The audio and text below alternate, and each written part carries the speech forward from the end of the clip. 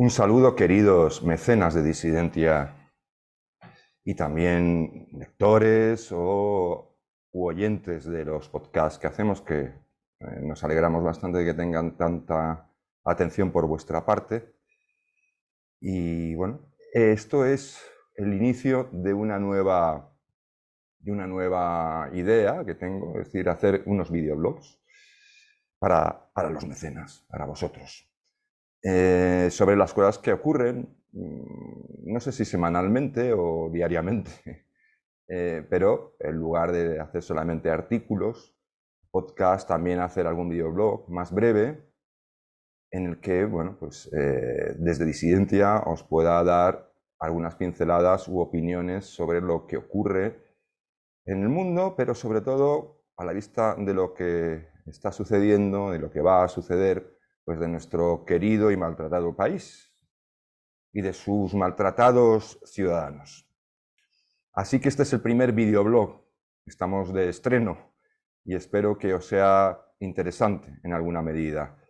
En este quiero abordar un poco algo que no se está diciendo o no se está analizando en los foros políticos y sobre todo en sus correas de transmisión, que son los medios de información. La mayoría, si no todos, afiliados a uno u otro partido, a una u otra ideología o, peor, a algunos u otros intereses. Y quiero poner el foco en una cuestión, y ahora ya todo lo pasado, con más tranquilidad. Cuando hablan de que la derecha no puede gobernar, porque está dividida en dos partidos, porque patatín y patatán, porque el voto útil, porque la abuela fuma, pues simplemente poner énfasis en algo que es muy llamativo de esta campaña electoral, extraordinariamente llamativo, por lo menos bajo mi punto de vista. Y es preguntarles a los partidos de centro derecha, derecha o lo que fuere, es decir, no de izquierdas o no de izquierdas radicales, es a quién han estado hablando en esta campaña electoral, a quiénes se han estado dirigiendo en esta campaña electoral, porque tengo muy serias dudas de que se hayan dirigido como deberían, con la profundidad y con la honestidad y con el compromiso que deberían, a una mayoría de personas que no son partidarias de la izquierda o de la extrema izquierda o de tener un gobierno compuesto por aliados tremendos.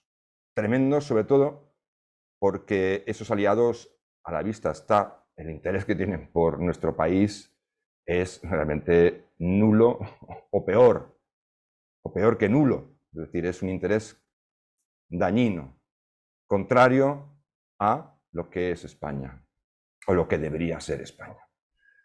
¿Y por qué digo esto? Porque, claro, hemos estado al final en una campaña en la que se ha pivotado sobre cuestiones muy del gusto de la izquierda, es decir, muy de la ventanita de Overton de la izquierda, que son, al final hemos estado acabando, los contendientes o adversarios de la izquierda han tenido que acabar, más que defendiendo sus posturas respecto a algunos asuntos, justificándose en base a acusaciones que colocaba la izquierda dentro de esa pequeñita ventana de Overton, dejando fuera todo lo demás. Todo lo demás. Si estoy hablando de tener que explicar que tú en realidad no odias a las mujeres, que no quieres que las maten, tener que demostrar como un acusado en un tribunal que no eres un perseguidor de gays, que no estás promoviendo el calentamiento global porque eres una persona malvada y quieres que el planeta explote. Y todo ese tipo de cuestiones, y bueno, luego también las políticas sociales y las igualdades, que son términos puramente progresistas, dicho con un término que es muy dulce, progresista. Demasiado dulce para lo que tenemos en España en referencia a la izquierda. Y digo esto porque ¿a quién puñetas se han estado dirigiendo aquellos que no son izquierda o extrema izquierda? ¿A quién han estado hablando? Era tan importante explicar, o no explicar, sino defenderse de esas acusaciones interesadas sobre temas que la izquierda coloca como clave de bóveda del debate político en España. Vamos a averiguar si esto es así. Yo tengo aquí delante de mí el barómetro del CIS, que todavía, pues sobre todo por los resultados que arroja, no es sospechoso de estar manipulado. Lo tengo aquí delante. Voy a decir, y barómetro del CIS lo que mide, lo que intenta testar, y lo hace yo creo que en buena medida de forma fehaciente, es qué preocupa a la gran mayoría de españoles. ¿Cuáles son las principales preocupaciones de los españoles?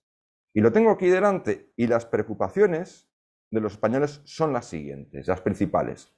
La crisis económica y los problemas de índole económica. Esa es la primera preocupación con bastante diferencia. La segunda, también muy importante y que está en las cabezas de muchísimos españoles, el paro. El paro es la segunda.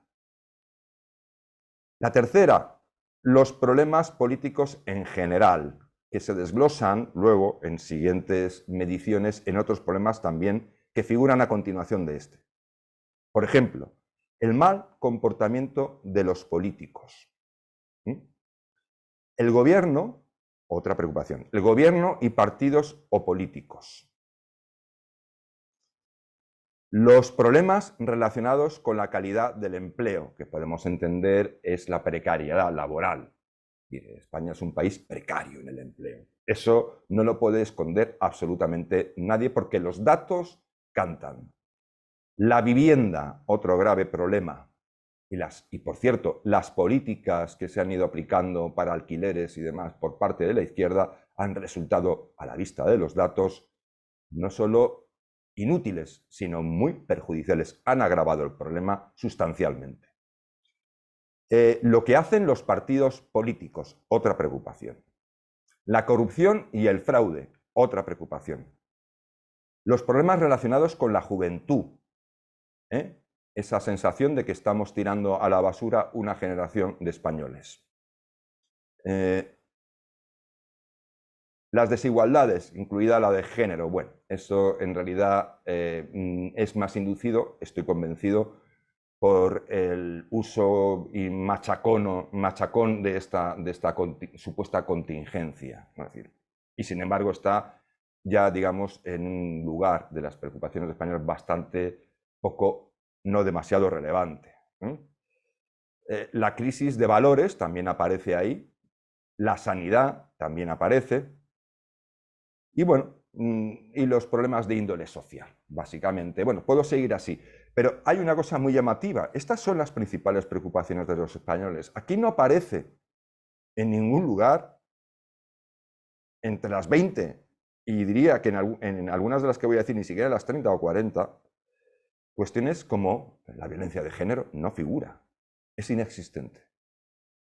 No está en la mente de los españoles como un grave problema que haya que atender, como esa lacra social que constantemente se repite como loros, en los medios también, en los partidos también. Tampoco está, hay una preocupación o una inquietud por parte de los españoles con que se vayan a conculcar derechos de las mujeres lesbianas o de los gays, ni qué decir tiene de los transexuales. Es que eso no está ni en la mente de los españoles, no figura en la cabeza de los españoles. Ojo, otra cuestión muy llamativa, el cambio climático, elevado ya a la categoría de emergencia climática, o según el secretario general de la ONU, la ebullición. Vamos a morir abrasados. No parece. No parece. Todo esto está reflejando una cuestión que es crucial. Es decir, ¿de qué nos han estado hablando en esta campaña los partidos políticos? No solo los de izquierda, sino los de la derecha o centroderecha. Cada uno a su manera, pero ¿dónde estaban las preocupaciones de los españoles en esta campaña? ¿A quién se han dirigido los partidos? Vamos a hablar de que España es de izquierdas o que España no tiene remedio porque los españoles son idiotas, pero vamos a ver, ¿de qué puñetas han estado hablando los partidos? ¿A quién puñetas se han estado dirigiendo? ¿A un votante imaginario? Porque no figura digamos, en la perspectiva de las preocupaciones de los españoles. No encaja en esa perspectiva. Luego, otra cuestión fundamental. España es un país que se ha degradado enormemente desde el año maldito del crack financiero, aunque ya había signos de pérdida de fuelle de nuestra economía anteriores, que se reflejaban en prácticamente un estancamiento del crecimiento de la renta disponible, es decir, no la renta bruta, sino al final dinero que queda de verdad para asumir, digamos, los gastos cotidianos, el vivir, salir adelante. Bueno, pues esa degradación lo que ha dibujado, y nadie dice, es que España, entre las personas que pertenecen a la clase baja, clase media baja, perdón, y a la clase baja, suman el 70% de la población española. Es decir, que en comparación con otros países de nuestro entorno, la estructura social española se consiste básicamente de personas o pobres o muy pobres. Eso es el 70% de España. ¿Quién ha hablado de esto? De verdad, de forma seria, no aludiendo solo a cuestiones que pueden estar relacionadas, no, sino en conjunto. ¿Quién ha estado hablando de esto en la campaña? España es un país en el que no es que haya muchos obreros, una clase obrera, como le gustaría a la izquierda para poder apelar a ella. No. En España, desde 2008 hasta el presente, en 15 años, 3 lustros, que se dice poco, quienes son pobres, quienes son ahora la clase obrera, si quieren llamarla así, eran quienes antes eran clase media. Y clase media acomodada, o clase media con aspiraciones, o con un futuro más prometedor. De golpe, a partir de esa fecha, han pasado a ser pobres. Y siguen siendo pobres a día de hoy. Y otros han pasado de forma gradual, después de los nefastos gobiernos que hemos tenido, no solo de la izquierda, sino desde 2008 en adelante. Unos mucho peores que otros, no lo voy a discutir, pero tristemente ninguno de verdad aceptable, ni mucho menos. Esa es la España a la que nadie ha hablado en esta campaña. Algunos sí, pero confundiendo, pensándose que es que había que o bien colindar con la izquierda, cuando esa población pobre no es de izquierdas esencialmente. De hecho, todavía se siente en clase media, en este tipo de clase media emprendedora, que cree que es posible ganarse la vida honradamente sin tener que depender para absolutamente todo de los políticos y de cómo ellos manejan el Estado, porque ellos se han apropiado del Estado. Y no se han dirigido a esa gente que no es esencialmente de izquierdas, sino que es gente, como digo, que tiene una mentalidad que, aunque pobres, como los aristócratas en su momento, que fueron desplazados hacia la pobreza por una emergente burguesía, pues a pesar de que iban con sus levitas raídas y eran pobres de solemnidad, seguían teniendo esa actitud aristocrática, no podían dejar de ser lo que eran. Pues esa clase media no es esencialmente de izquierdas, es la clase media de toda la vida, la que cree que trabajando se puede ahorrar, se pueden tener cosas y que no tiene por qué venir todo del Estado, absolutamente todo. Bueno, pues ese grupo enorme de población ha estado completamente desatendido en esta campaña. Nadie se ha dirigido a ellos. Es más, un dato muy alarmante. Tanto Vox como el PP, con diferencias, pero en lo esencial, se han comido con patatas la canalla reforma de autónomos de este gobierno Frankenstein. Había que derogar el sanchismo, por un lado, y los otros pues decían algo más, todavía más intenso. Bueno, pues eso no había que derogarlo, al parecer. Eso está bien. Esa canallada nos la comemos. Nos la comemos. Es decir, 3,5 millones de personas que a su vez son cabezas de familia. Es decir, que no son solo 3,5 millones de autónomos, es las personas que dependen de esos autónomos, es decir, estamos hablando de bastantes millones de españoles, han quedado fuera del debate electoral, es decir, han sido condenados a su suerte.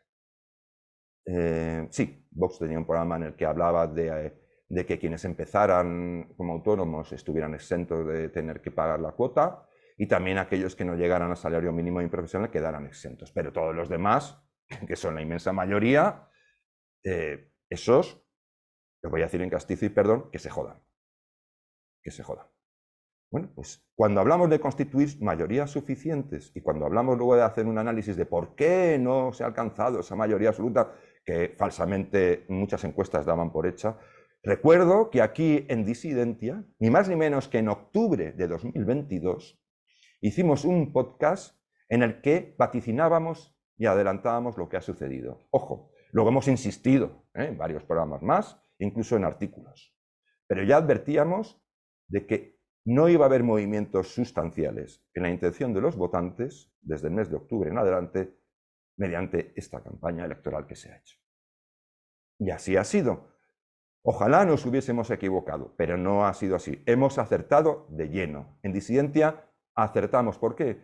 Porque hacemos un análisis desapasionado. Apasionado en el sentido de que somos patriotas y nos preocupa España y nos preocupa no solo estar nosotros bien, sino que las personas que son españolas también estén bien. Eso se llama, creo que se llama, no compasión, sí, compasión, compasión, en el sentido de lo que es la compasión, que es compadecerse.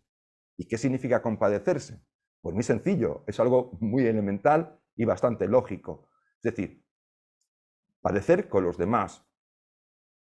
Es decir, que yo no estoy bien, no voy a estar bien hasta que tú estés bien. Bueno, nosotros hemos hecho eso. Cuando todo el mundo hace análisis bastante ramplones y cuando los partidos se niegan a ultranza a hacer autocrítica, porque claro, no es el momento de hacer autocrítica porque demuestras tus debilidades y el adversario va a hacer sangre en ellas. Claro, desde ese punto de vista la autocrítica nunca se va a hacer, porque nunca, para la autocrítica nunca existe un momento ideal. Todos los momentos son malos. Es que la autocrítica no se hace porque convenga o venga bien en un momento determinado, o el momento sea favorable. No, la autocrítica se hace, y voy otra vez a ser grosero y castizo, porque no hay más cojones que hacerla. Es decir, las facturas se pagan porque hay que pagarlas, las cuentas se cuadran porque no hay más remedio que cuadrarlas y se va al médico cuando no hay más remedio que ir al médico. Eso no se elige el momento, hay que hacerlo. Y bueno, este es el primer podcast para que ustedes reflexionen sobre esta idea que existe, que de fondo, para rematar, voy a añadir una reflexión que se la voy a dejar a ustedes para que piensen en ella.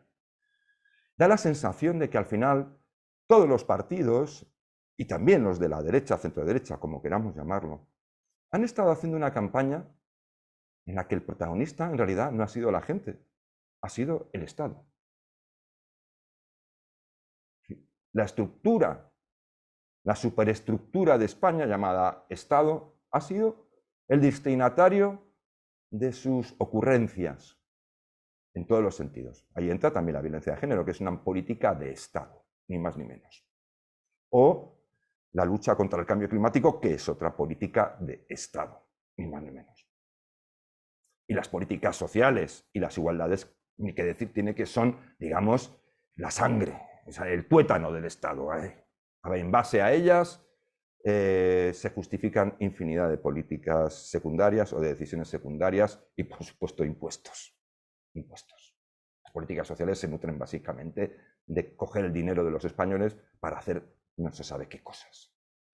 Bueno, pues ese es otro error, porque España no es el Estado español. El Estado es la forma en que se supone hemos decidido organizarnos los españoles, tener una administración para administrar cuestiones que son, digamos, de interés general. La seguridad, la sanidad, la educación, en fin, mantenimiento de las carreteras. Yo por eso tengo una moto de campo, porque es una moto libertaria, me van a permitir, no necesito que nadie me asfalte nada. Yo voy por donde quiero. Es una broma. Pero bueno, esto lo dejo ahí. Este es el primer videoblog, porque de esto que estoy diciéndoles a ustedes con total franqueza, no veo nada. ¿Ustedes ven algo? Igual alguna pincelada, pero ¿este enfoque lo ven en alguna parte? Como gran responsable de la falta definitiva de movilización del voto, porque ha habido 2 millones de personas que podrían haberse movilizado perfectamente e ir a votar a una alternativa a Frankenstein y al final no lo ha hecho. ¿Por qué? Quizá porque son más críticas y se han dado cuenta de que esto que les digo, porque yo he tenido personas de mi entorno que no pueden hacer estadística, pero que evidentemente me han estado expresando las dificultades enormes que tenían para sentir algún tipo de motivación para el voto. Es decir, que ellos sentían que si votaban a este o al otro, indiferentemente, se sentían como idiotas, que les estaban tomando el pelo. Y eso era superior a sus fuerzas. Porque una cosa es votar el mal menor y otra cosa es que metes una papeleta en la urna y al hacerlo sientes que eres imbécil. Claro, eso es muy difícil cuando se tiene un poco de dignidad. Es muy difícil. Pues bueno, este es el primer videoblog, vendrán más. Espero que resulte interesante y me gustaría que añadieran ustedes sus comentarios al pie cuando se publique. Me gustaría que participaran ustedes, o vosotros. Me gustaría que Disidentia se convierta, porque esa es la intención, vista las cosas como se han puesto, de dar una vuelta de tuerca a Disidentia y convertirlo en un think tank. Un verdadero think tank, pero un think tank de la gente, no de las élites. Un think tank popular, por supuesto. ¿Qué tiene de malo ser popular? Porque popular es hablar de lo que preocupa a las personas. De malo no tiene nada, todo lo contrario. Es muy bueno. Entonces, eso es lo que queremos hacer. Ahora hemos añadido a dos personas en Disidentia que nos están dando una perspectiva de lo que ocurre más allá de nuestras fronteras en Europa, porque hay un movimiento conservador, desde luego, muchísimo más preparado que el que tenemos aquí. Tristemente es así. Yo mismo lo he podido comprobar y ponernos un poco en perspectiva con lo que sucede en otros lugares para que veamos dónde cojeamos. Y podemos aprender también de otros. Así que ese es el esfuerzo que vamos a hacer y agradecemos enormemente que para ese esfuerzo, en ese viaje, que pese al pesimismo es ilusionante y lo va a ser, nos acompañéis. Y ser posible, en la medida de vuestras posibilidades, que alguien animara a otros a que nos ayuden, a que se conviertan en pequeños mecenas. Porque ser mecenas de Disidentia en realidad supone vaciar el filtro de la lavadora cada mes y recoger esas monedillas que se han caído de los bolsillos de la ropa. Eso es el mecenazgo de Disidentia, ese es el montante que tiene. Entonces, yo creo que un país que tiene autoestima y quiere defenderse de la imposición de un destino terrible, pues hombre, pienso yo que igual luchar contra eso con un poquito de esfuerzo vale la pena. Es una estupenda inversión. Pues nada, muchísimas gracias por atenderme, por escucharme, por apoyarnos y sobre todo por estar ahí. No flaqueen, manténganse firmes. Vamos a luchar y ya saben ustedes, el que resiste, vence.